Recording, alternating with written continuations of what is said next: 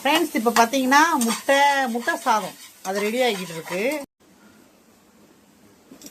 இவன் பெரிய சமையல் புளின்னு நினைப்பு, அதனால பாருங்க அள்ளி அள்ளி கொட்டுறத. கேஸை க்ளீன் பண்ணாமல் போனோன்னா நச்சு புளிஞ்சிருவேன்.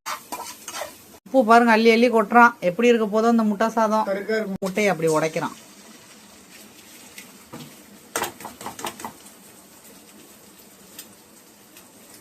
முட்டைக்குள்ள இருந்து கோழி வரப்போகுது. இப்போ 2 முட்டையை அதில் ஒன்றா ஊற்றியாச்சு.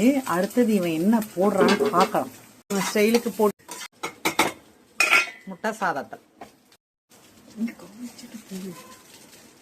பார்த்தீங்கன்னா இடியப்பத்தையும் அந்த சோத்தோடையும் போடுறான். இது ரெண்டும் சேர்த்து முட்டை சாதம்மா இன்னைக்கு. அது எப்படி இருக்கோ என்னன்னு தெரியல. இதை செஞ்சு கொடுத்தானே நம்ம டேஸ்ட் பார்ப்போம். பிடிச்சிருக்கா பிடிக்கலையான்னு நான் சொல்றேன். இது இட்லி உப்புமா மாதிரி இருக்கான். சிக்கன் மசாலா. ஃப்ரெண்ட்ஸ் இங்க பாருங்க, இப்ப வந்து முட்டை சாதமா சொல்றதா இல்ல இடியப்ப முட்டைன்னு சொல்றதான்னு தெரியல. இவன் போட்டு கிண்டி இட்லி உப்புமா மாதிரி ஆக்கிட்டான். ஃப்ரெண்ட்ஸ் இப்ப என் பையன் செஞ்சது முட்டை சாதம், இடியப்ப சாதம், என்ன வேணாலும் வச்சுக்கலாம். எப்படி இருக்குன்னு டேஸ்ட் பண்ணலாம்.